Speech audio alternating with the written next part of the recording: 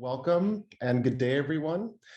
We're really excited to spend the next 30 minutes talking to everyone about our recent discoveries from the research team, as well as the new improvements to our tool, High Career Readiness, formerly called High Career Workforce Readiness. Some quick introductions. My name is Steve Anthony. I am the Director of Outreach here at Hello Insight. I'm also a former Hello Insight member. I used to use these tools with a youth cycling program that I ran in New York City. And I would like to actually introduce our co-founder, CEO, fearless leader, Dr. Kim Flores, who will be starting with the background. Awesome. Good to see everybody today. Just wanted you to take a minute as we start to get into this conversation around career readiness to think about some of the qualities that you admire most in really good coworkers.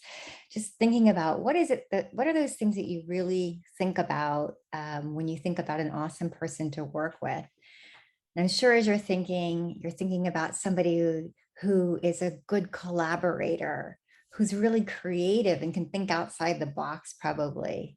Somebody who's a good critical thinker, maybe. Somebody who's really good at thinking long-term vision, but also really good at breaking down those goals into bite-sized chunks that you can see if you're making progress along the way. And they're probably incredibly adaptive and know how to pivot when things shift and change, as they always do when plans go differently than we had imagined, right?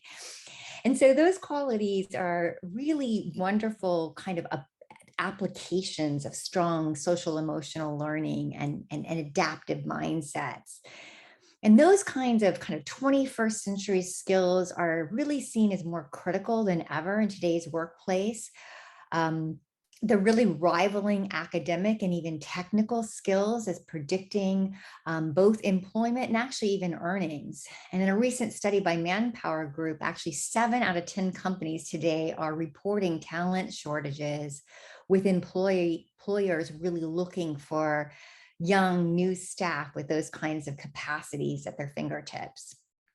And that really was the rationale for these original organizations to come together and really want to build out high career. The original person who came to us to ask to create this tool was Build, and we started the development of the tool with them. But then quickly, folks from Youth Inc. and DreamYard and Here to Here and Strive and Newark Thrive jumped in and wanted to figure out how to best measure these types of 21st century skills, because we all knew that they were so predictive of long-term gains in career readiness. And so we started working together as a group to identify what it is that we wanted to measure. And that was in really at the beginning of 2018, and by the end of 2019, we really had a tool that had gone through our typical 10-step process of developing tool, where we really look at the literature together as a cohort, decide what it is that we're trying to measure, begin to draft items, test questions with young people, and then gather responses, analyze the data, and then hopefully we've got a really strong valid survey, which we did in year 1. And then to identify recommendations, create benchmarks, share the findings, and do it all over again. So we're currently in our 3rd round of learning together as a community. And so we've really gained some traction, and the tools really come a long way and gotten more precise and hopefully more useful to folks as we've tried to tailor it to really listen to what you all have said that you needed within the tool. So right now we started with those 6 organizations that you just saw, or was it 8, 6 or 8? All right, I can't count this morning, but we're up to 53 organizations that are in the current tool. And we have about 4,000 pre-post responses from young people. So we're really in much stronger stead, really understanding that how the tool works, and that it is working across different age groups, races, ethnicities, gender identities, etc. So we're super excited about that. So I just want to kind of back up. So that was how we create a tool. And again, our tools are always like living, breathing documents. We're always learning together from them. But let me just back up to what it is that we're measuring in the tool, and then we're going to dive into how that's changed over time. So whenever we're creating a tool, we start with a long-term outcome. In this case, we really wanted to look at career readiness. And so then what we're looking for is what are some outcomes that we know are predicting career readiness that we could measure, and things that would be very much proximal or really close to the kinds of activities that most career readiness programs are working toward. And so here we're really leaning into a set of social emotional learning outcomes. You'll learn in a minute that these are very much applied social emotional learning outcomes, just like the ones I described in the introduction. And we know that those kinds of social emotional learning outcomes are critically important to the growth of career readiness. So those are the ones that we focused in on and that we're going to talk about in a little bit. And then the question is, well, what promotes those social emotional learning outcomes? What is it that we're doing that promotes those things to grow? And really what we talk about with the groups as we're creating the tool is what are the kinds of experiences that we want young people to have, no matter what program they're in, which of our programs that are pretty cross-cutting that we really want to lean into. And so we always look, and we've always been looking at positive youth development experiences because we've been learning that these kinds of experiences that young people are having, in particular relationships with caring adults and peers and things like expanding young people's sense of possibilities, those things we typically do in youth development really do promote social and emotional learning, right? So we always start with this kind of theory of change, and we continue to elevate it, change it, and transform it as we go. So let's talk about some of our new discoveries in some of those categories, and we'll start first with the experiences that we were really looking at. So when we first began, we were really looking at a set of experiences, and the cohort really felt that there was a core set of experiences that had to do with career preparedness. They felt that it was really important to look at the opportunities for young people to network with one another, for them to envision and kind of plan out a positive future identity for themselves in their career path. And then really just good practical opportunities to engage in career skills. And now what we've seen is that two of those are still super important in envisioning a positive future and the supporting networking. But the actual practicing career skills was not predictive of long-term growth in the social emotional learning outcomes that we looked at. Part of that was because we were looking at things that folks had been telling us for a while were just too specific and maybe not relevant to what their program was doing. So those things kind of dropped out of the current tool, and you'll see some of those later, and we're testing some new ways of getting at that, but the kinds of things that we were measuring there really didn't fit most of your models, and also just really weren't predicting growth in the outcomes, so we removed that.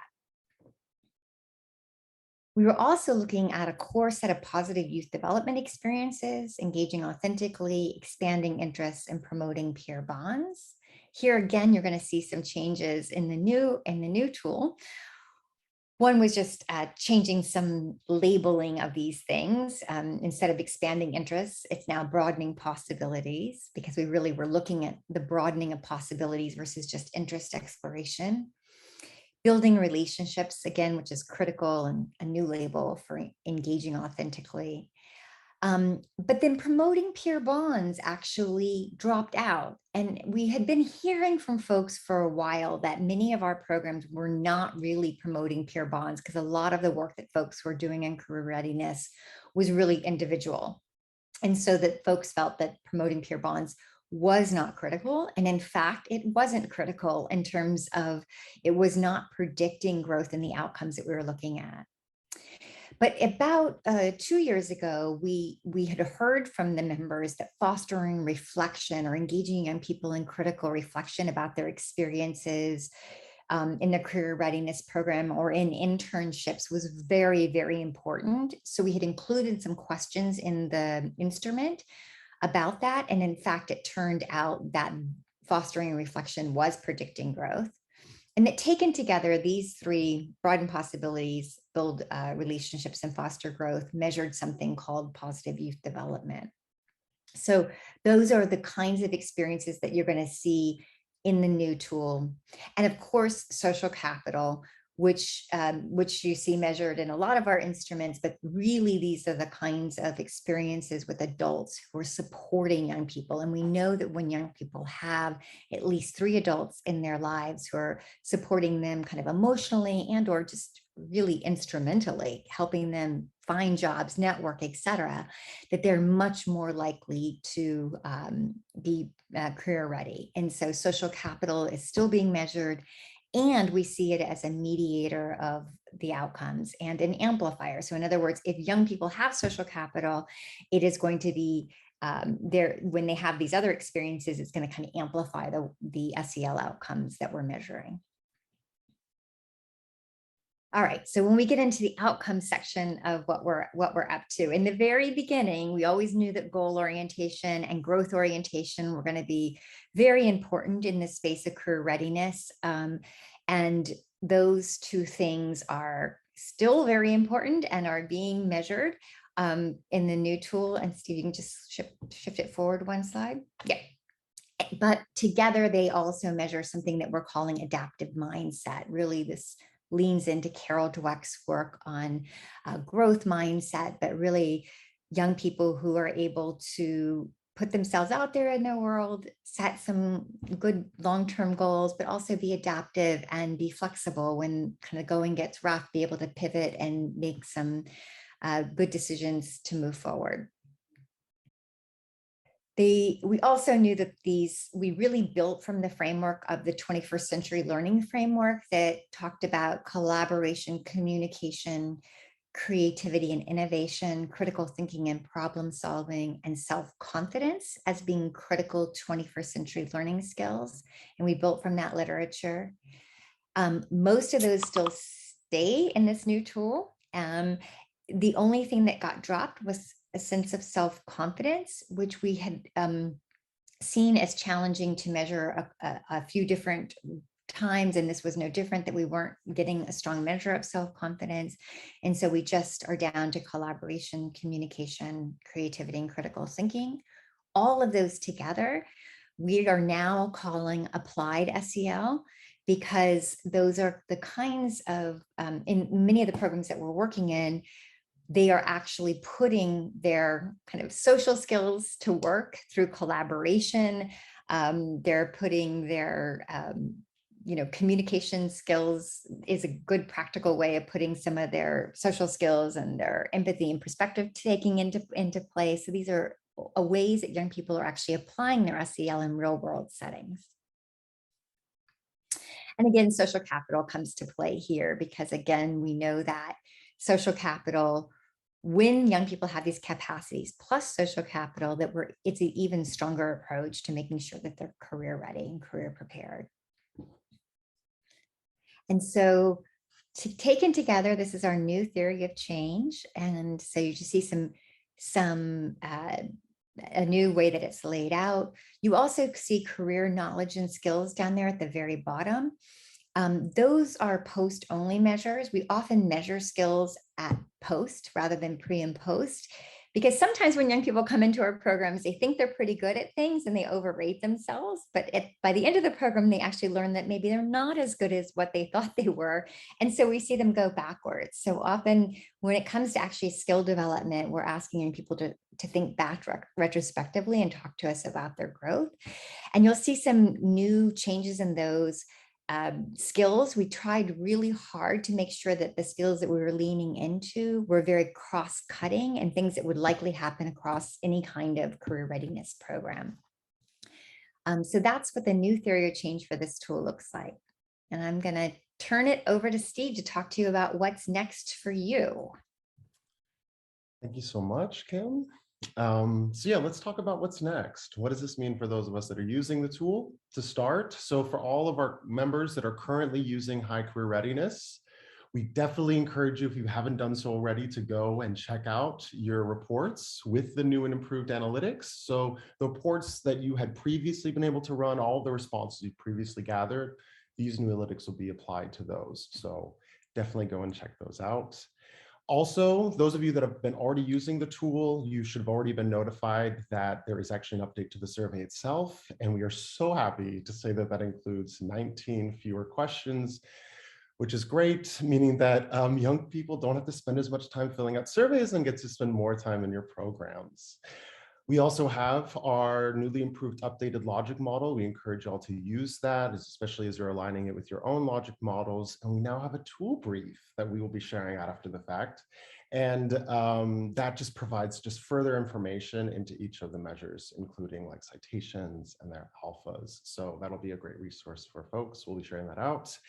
And then also, a lot of the new measures that we were able to provide in our updated reports are based on some items, questions that have been tested. So those of you that have been using the tool, you've really been a part of us being able to understand and learn how we can integrate new questions into our analytics.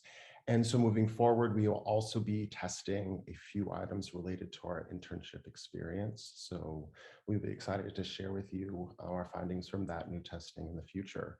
Of course, as you are going and engaging with your new reports, reach out to support at Hello Insight, and they'd be happy to spend time with you to take a deeper dive.